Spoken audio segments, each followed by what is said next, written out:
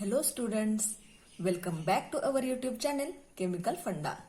आपण आजच्या व्हिडिओमध्ये बघणार आहोत boiling points of alkyl halides. आता हे जे अल्किल हॅलाइड्स आहेत त्यांचे बॉइलिंग पॉइंट्स हे त्यांच्या करस्पॉन्डिंग अल्केनपेक्षा नेहमी जास्त असतात. फॉर एक्झाम्पल जर घेतलं तुम्ही तर मिथेन, ओके, CH4, त्याचं करस्पॉन्डिंग जर तुम्ही एखादं अल्किल हॅलाइड घेतलं CH3, कुठलेही घ्या, CH3X, हे त्याचं अल्किल हॅलाइड असेल. ओके, आता मिथेनपेक्षा या मिथिल हॅलाइड जे असेल त्याचा बॉइलिंग पॉइंट नेहमी जास्त असतो. आता हे कशामुळे जास्त येतं बघा, तर हा जो मिथिल हॅलाइड आहे त्याची पोलॅरिटी जी आहे, हा जो बॉन्ड आहे CH3X bond, it is a polar bond. Delta positive charge methyl ग्रुपला असेल, डेल्टा निगेटिव्ह चार्ज या हॅलोजनला असेल, म्हणून हा बॉन्ड कसा बनतो, पोलार बनतो. Okay, this bond is polar. Again त्याचं जे मोलिक्युलर मास आहे मिथिल हॅलाइडचं, तर ते मोलिक्युलर मास कसं आहे, जास्त आहे मोलिक्युलर मास. आणि ह्या दोन रिझनमुळं हा जो मिथिल हॅलाइड आहे त्याचा बॉइलिंग पॉइंट हा या करस्पॉन्डिंग मिथेनपेक्षा कसा असेल, जास्त असेल. ओके, कुठलंही हॅलाइड घ्या तुम्ही, त्याचा बॉइलिंग पॉइंट हा त्याच्या करस्पॉन्डिंग अल्केनपेक्षा नेहमी जास्त असतो. आता हे जे अल्किल हॅलाइड आहेत त्याच्यामध्ये जर बघितलं तुम्ही तर जर आपण अल्किल हॅलाइड घेतले, सपोज मिथिल फ्लोराइड घेतलं CH3F, CH3Cl, methyl chloride CH3Br,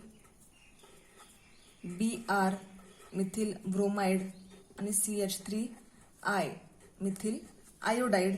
तर याच्यामध्ये तुम्हाला बॉइलिंग पॉइंटची जर ऑर्डर डिटरमाइन करायची असेल तर बॉइलिंग पॉइंट जो आहे, सगळ्यात आधी आपण बघूयात की जे बॉइलिंग पॉइंट आहे तो कशावरती डिपेंड असतो. हा जो बॉइलिंग पॉइंट आहे एखाद्या कंपाऊंडचा, बॉइलिंग पॉइंट बेसिकली तो दोन गोष्टींवरती डिपेंड असतो. पहिली गोष्ट म्हणजे ॲटॉमिक मास. Atomic mass.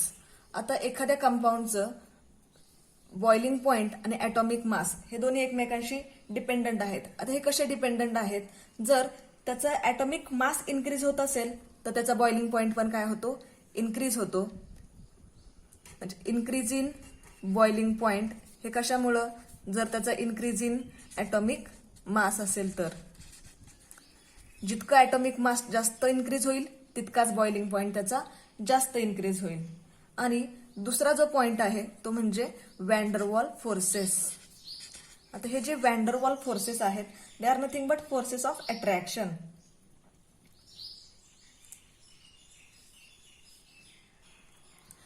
आता हे जे वॅन्डरवॉल फोर्सेस आहेत, जितके हे फोर्सेस जास्त असतील तितका त्याचा बॉइलिंग पॉइंट जास्त असेल. आणि हे वॅन्डरवॉल फोर्सेस जे आहेत they are depending on the size and mass of halogen. त्याची साईज वाढली, त्याचा मास वाढला, त्याचे वॅन्डरवॉल फोर्सेस वाढतील. वॅन्डरवॉल फोर्सेस वाढले की त्याचा बॉइलिंग पॉइंट पण काय होतो, इन्क्रीज होतो. म्हणजे हा जो असेल increase in boiling point, again it is directly proportional असेल कशाबरोबर, तर या वॅन्डरवॉल फोर्सेस बरोबर. वॅन्डरवॉल फोर्सेस जास्त तर त्याचा बॉइलिंग पॉइंट जास्त. आणि वॅन्डरवॉल फोर्सेस कधी जास्त असतील तर जितकं त्याचं साईज, आणि हे कशावरती डिपेंड असतात तर त्याची साईज आणि mass of that halogen. Okay, size and मासवरती हे डिपेंड असतील. साईज आणि मास जर जास्त असेल तर वॅन्डरवॉल फोर्सेस जास्त, वॅन्डरवॉल फोर्सेस जास्त, बॉइलिंग पॉइंट जास्त. येतं लक्षात. आता हा जो बॉइलिंग पॉइंट आहे तो कशावरती डिपेंड आहे, मग एक तर त्याचा ॲटॉमिक मास आणि दुसरं म्हणजे वॅन्डरवॉल फोर्सेस. आता हे आपण या अल्किल हॅलाइड बद्दल बघूयात. आता हे जे आपण अल्किल हॅलाइड्स घेतले, methyl fluoride, methyl chloride, methyl bromide आणि मिथिल आयोडाइड, आता याच्यामध्ये बघा ॲटॉमिक मास जे आहे तर ते फ्लोरीन पासून आयोडीन पर्यंत हॅलोजनमध्ये ॲटॉमिक मास त्याचं इन्क्रीज होत राहतं.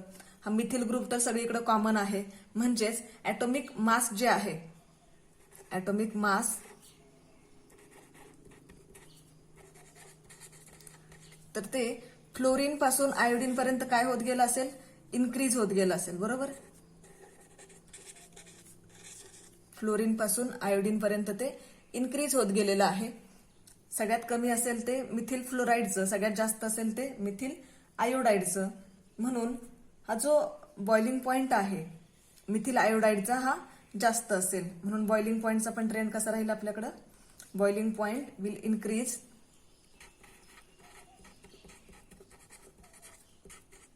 From methyl fluoride to methyl iodide. हा पण कसा होईल, इन्क्रीज होईल. Boiling point also increases. म्हणजे आपण असं लिहू शकतो, हे जे अल्किल आयोडाईड असतील त्यांचा बॉइलिंग पॉइंट हा नेहमी जास्त असेल, देन RBr, त्याच्यानंतर कमी असेल तो RCl, त्याच्यानंतर जे असतील ते RF म्हणजेच आपले अल्किल फ्लोराइड्स. जर आपण त्याच्या व्हॅल्यू बघितल्या, मिथिल फ्लोराईड जे आहे त्याचा बॉइलिंग पॉइंटची व्हॅल्यू आहे 194.6, मिथिल क्लोराईडची व्हॅल्यू आहे 248.8, मिथिल ब्रोमाइडची व्हॅल्यू आहे 276.6 आणि मिथिल आयोडाईडची जी व्हॅल्यू आहे इट इज 315.4. हे कशामध्ये आहेत व्हॅल्यू, केल्व्हिनमध्ये. तुम्ही ऑब्झर्व करू शकता मिथिल फ्लोराईडचा बॉइलिंग पॉइंट हा एकदम कमी आहे आणि मिथिल आयोडाईडचा जो आहे तो सगळ्यात जास्त आहे या अल्किल हॅलाइड्समध्ये. म्हणजे हा जो मिथिल फ्लोराईड असेल त्याचा बॉइलिंग पॉइंट हा कमी, then methyl chloride, then methyl bromide आणि देन मिथिल आयोडाईड. तर हे बघितले बॉइलिंग पॉइंटचा ट्रेंड आपण, एक कॉमन अल्केन आणि त्याचे करस्पॉन्डिंग हॅलाइड्स. आता आपण बघूयात, जर number of carbon atom increase झाले तर त्याचा बॉइलिंग पॉइंट वरती काय इफेक्ट होतो. आता हा जो बॉइलिंग पॉइंट आहे it is directly proportional to increasing carbon atom. जितके नंबर ऑफ कार्बन ऍटम जास्त तितकाच त्याचा बॉइलिंग पॉइंट कसा असेल, जास्त होईल. फॉर एक्झाम्पल आपण एक्झाम्पल बघूयात, हॅलो अल्केन जे आहेत, अल्किल क्लोराइड्स किंवा क्लोरो अल्केन जे असतील, तर त्याच्यामध्ये बघा तुम्ही एक्झाम्पल, पहिलं एक्झाम्पल आपण बघूयात मिथिल क्लोराईड. त्याच्यानंतर आपण घेतलेलं आहे ते ethyl chloride. Number of carbon atom जे आहेत ते आपण 1 ने इन्क्रीज केलेले आहे तिथं. पुढे आपण घेतलेलं आहे ते प्रोपिल क्लोराईड आणि त्याच्यानंतर घेतलेलं आहे ते ब्युटिल क्लोराईड किंवा chloro methane, chloro ethane, chloro propane आणि chloro butane. Number of carbon atom जे आहेत ते 1, इथं आहेत ते 2, 3 अँड 4. 1 कार्बन ऍटमने प्रत्येक ठिकाणी आपण इन्क्रीज केलेला आहे. तर बॉइलिंग पॉइंट जर त्याचे बघितले, boiling point are also increases 248, 285, 320 and 351.5. म्हणजे बॉइलिंग पॉइंट पण काय झालेले आहेत, इन्क्रीज झालेले आहेत. आणि ट्रेंड कसा आहे, तर जितके number of carbon atom increase होत गेलेले आहेत तितकाच त्याचा बॉइलिंग पॉइंट इन्क्रीज झालेला दिसतोय आपल्याला. आता number of carbon atom increase झाल्यामुळं बॉइलिंग पॉइंट काय इन्क्रीज होतो, तर जितके number of carbon atom increase होतात तितकाच जास्त त्याचा जो सरफेस एरिया आहे, सरफेस एरिया काय होतो, इन्क्रीज होतो. आणि it requires more amount of energy to break this bond. त्यामुळे हे जे बॉन्ड आहेत, जितका जास्त सरफेस एरिया तितकी त्याला जास्त एनर्जी लागते ब्रेक करण्यासाठी, म्हणून त्याचा बॉइलिंग पॉइंट पण काय होतो, इन्क्रीज होतो. आता हे जर आपण एक्झाम्पल घेतलं ब्रँचिंग मध्ये, आता आपण एक्झाम्पल बघिततो एक अल्किल हॅलाइड्स जे की ब्रांच्ड आहेत.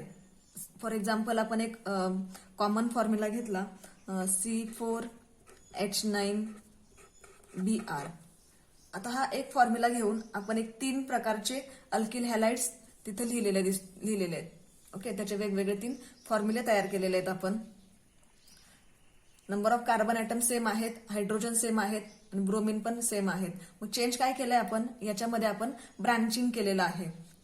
Okay, primary, secondary and tertiary असे आपण हॅलाइड्स घेतलेले आहेत. त्याचा बॉइलिंग पॉइंट बघा तुम्ही, जे प्रायमरी आहेत, स्ट्रेट चेन आहेत, त्याचा बॉइलिंग पॉइंट हा 375 केल्विन आहे. आणि जसं आपण ब्रांचिंग करत जातोय त्याचा बॉइलिंग पॉइंट जो आहे तो डिक्रीज होत गेलेला आहे. आता हा बॉइलिंग पॉइंट डिक्रीज कशामुळे होतो?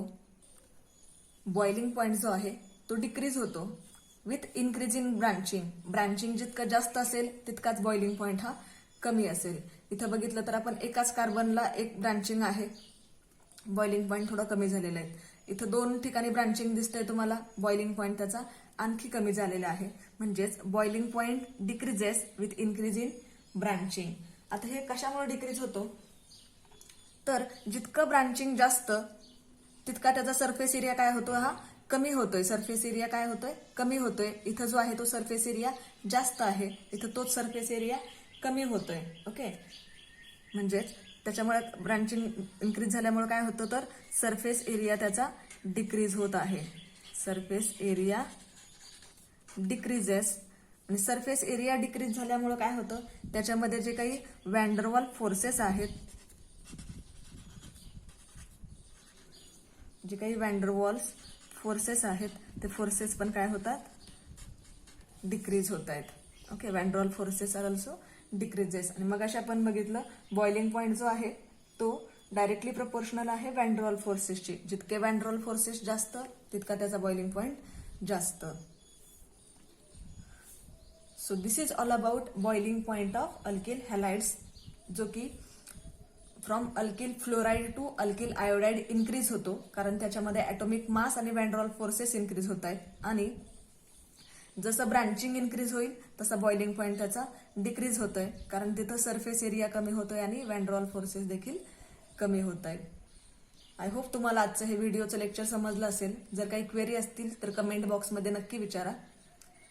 So thanks for watching. Thank you.